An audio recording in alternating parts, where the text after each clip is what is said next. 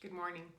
Denise Dryden here, doing my weekly Sunday presentation. And if you're joining me for the first time, I'm so glad you're here. You can always follow me on Facebook, LinkedIn, and YouTube. So you can find me on any of those. And you can also move over to my website and find more of these videos if you're interested. Today I want to talk about whoa, my notes just fell. I want to talk about reparenting, because reparenting is all about giving yourself what you didn't get as a child, now as an adult, right? It's giving yourself all that love and respect and dignity that you deserve, that you wanted, that, that wisdom, that independence, that kind of concept of what can I create for myself now? What we do is we sort of cross time and space and we go give it to our younger self, and then we blend it in now. So it's seeing the world through the eyes of your child, your inner child, and sort of being there for them and for you. So it's multidimensional. And yes, they do this in the psychotherapy field, and it's a phenomenal process. And if it gets really big and deep and there's lots of wounds that you want to go talk about, I'm sorry, my notes just keep falling all over the place, so I'm just going to hold them. Then by all means, use professional services to do this. However, if it's something that sort of comes up and you're like, I want to try this on my own first, and it's light and it's easy and it's something that you can address, by all means, play with this multidimensional tool, okay? Because what we're really doing is we're doing energetic soul work, right? We're doing energetic soul work, which is basically that you become conscious of what creates fear, what creates pain, what's within you. And then you go, as I said, up through time and space, and you become your child, your inner child. And you're like, oh, so this is little me experiencing this and big me all at the same time. And then what we do is we integrate these. So I'm an integrational coach. So what I'm always doing is taking energy swirls from one period of time and energy swirls from another and blending them together so that we anchor both our younger self and our older self and our even older self. So I love this. This is the Sacred Rebel cards. So here's the Sacred Grandmother, the Mother, and the Child. And what we do is we bring all of these together. Or it could be the grandfather, the father, and the son, right? It doesn't have to be gender oriented. I just like the visual. And then what we do is we sort of release ourselves from this pain and this trauma that continues to sort of plague us, okay? So when we anchor this, it's important because, like right now, like why now? Why are we talking about reparenting now? Because when we're going through cultural changes, when we're going through systemic changes, when we're looking at political systems, educational systems, medical systems, anything that's sort of crumbling apart and reforming or moving forward, it means that there's dismantling going on. It also means that societal norms are changing, and it means that there's just at its core change. And when change happens, sometimes it brings things up like, I'm not ready. I'm not going there. And the thing that happens when we're in fear and when we're in triggers is that we grab a hold of things and we try to control them as opposed to moving with them easily. So, any of those reactions and those triggers in your life that you can become aware of, there's a real fun way of reparenting to sort of address this. So what we do is we step in as the wise one, and we come to the little one and we go, wow, we're going through a lot of changes right now. It's bringing some stuff up, right? Yeah. So, what it does is it shifts us out of, well, it's their fault. It's their fault. You made me do this. This is way too overwhelming to go through this kind of change. What it does is it brings it in and says, what are we doing? How are we going to do this? So the example that I would use is that, I'm a late stage baby boomer. I was in the last 3 years of the baby boom era. And my parents had modeled most of their parenting off of, traditional 1950s. My mom was a stay-at-home mom. My dad worked a lot. And yet he was home for dinner every night. So they were present. They were right in front of us. They were there for weekends. They were there for family vacations. But they were emotionally absent. And again, they didn't do emotions. I'm a triple water sign. I do emotions. So my entire childhood is like, wham, this happened, this happened, this happened. They didn't understand me, of course. But when I come out now and go, oh, they didn't have the ability to understand water signs.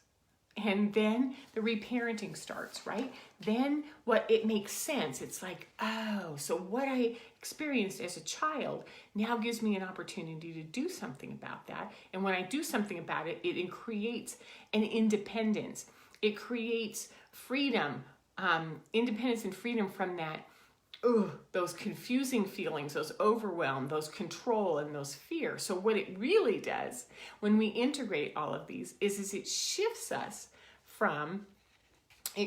into from sort of stagnant, I don't know what's going on. It shifts us into sovereignty and ownership. Sovereignty, which is what we're trying to create.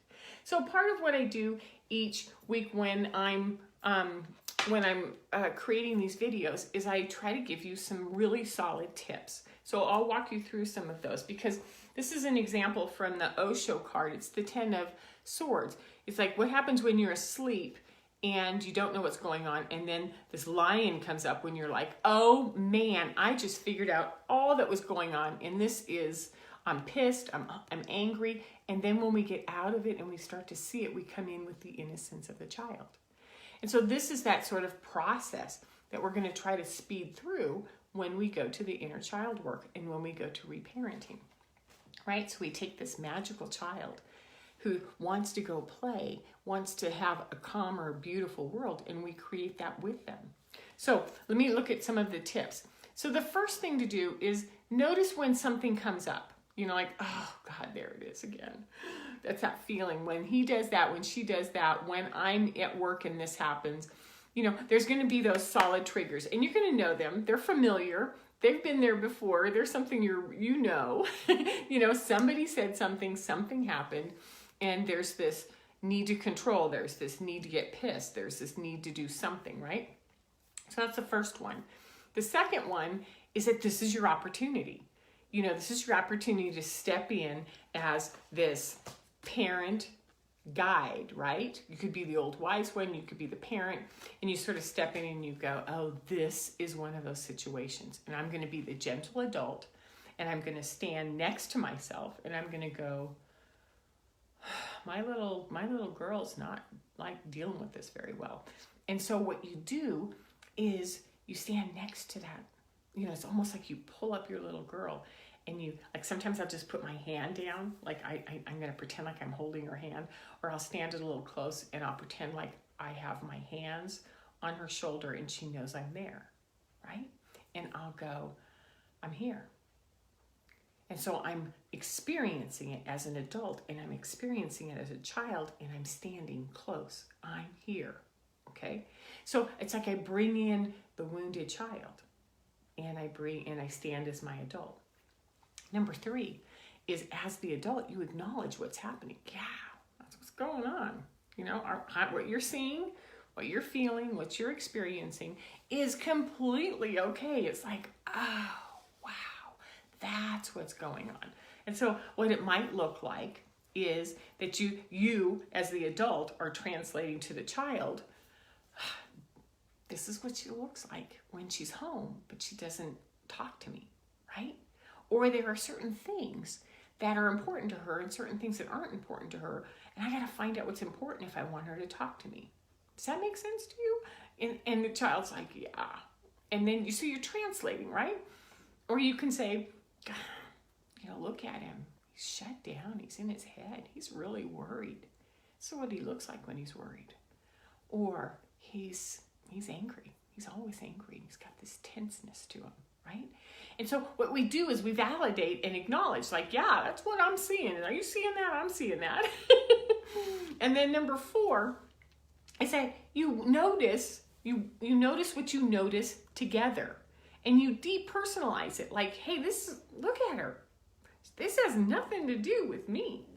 This is what mom looks like, or this is what boss looks like, or this is what husband looks like. Translate it into whoever is out there, right? And you and your inner child just sort of go like, well, yeah, it's really not about me, is it? And then the child just kind of goes, they're not doing this on purpose. This has this lens that you create by being the adult and the child. It depersonalizes it and it takes the blame out of it. They didn't do this on purpose. And I'm not discounting when somebody does really atrocious, mean things to traumatize you. That takes some deeper work. We're looking at those really like consistent triggers right now that are more on a daily basis. Number 5, you see the situation with new eyes. There's less anger, there's less blame, there's less hurt. And what you do is you hold this field of multidimensionality where you are sort of remote viewing and holding with compassion. Yeah, I think my dad was kind of worried for a long time, and I always thought he was mad at me. And then the adult says, was he mad at you? No, he was just always worried, and he always came home from work like that. And so now the adult's like, yeah, it really wasn't about me, was it? And so the adult can help the child understand. And so the inner child's kind of like, I feel a little bit better about this. Number 6, when you do this, you can also set aside some time to sit down with this child, this inner you, and go, did I see what I thought I saw? Is that what was really going on? And, what you do is you set it into a new view. Yeah, in the case of my story that I just told you, my parents were in their heads a lot. They were doing their own life. And I was like, hey, right? Of course. And now, when I sit with it, it was like they were just doing their own life. And so what I do is like, I need to go do my life. Because the more I think about what's going on back then, it stops me from being who I want to be now. So when I can neutralize it and I can depersonalize it, it's like, oh, so I got to go do me. Let's just go do me. Number 7 is remember that children need to play.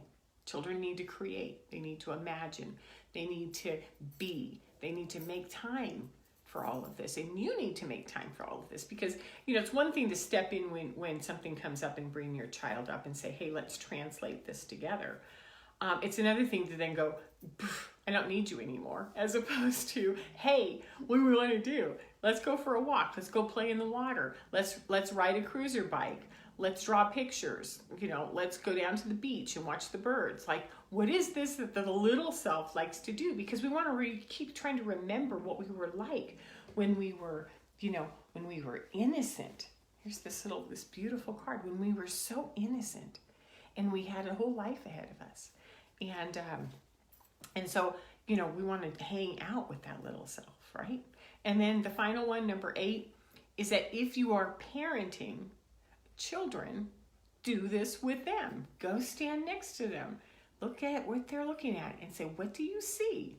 And then you translate, oh yeah, look at him. He's kind of grumpy. I wonder what makes him grumpy.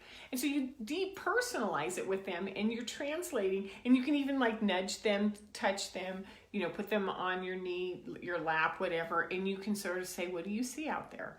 And so and the best part is that it's sort of like you and your inner child and the child who's present. You're all sort of looking at it together and putting things into context from multi-dimensions, multi-space and time, and viewing it in exactly the way that it provides clarity and healing.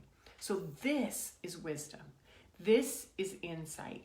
This is when our innocence shows up and our inner child starts to have more creativity, more aliveness. We can create things. And it's when there's more coherence. And so what I did was I went through the Starseed deck, and this one's called Deep Cellular Healing. It's like everything changes around you when you start to bring you and all of yourself together and you create a new earth. You are standing at the edge of something brand new because you and your inner child are now in a fun, playful, creative way, right? And this one is called the Golden Children. It's like all of a sudden, all of the purposes for who you are and what you're here for start to make sense because you're not disparate, you're not separated from the little you and the big you bring them all together. You integrate. So this is the kind of stuff I do. You can find me on DeniseDrydenCoaching.com. It's spring. It's sunny outside. Go have a great rest of your Sunday, and I'll see you next week. Take care. Bye-bye.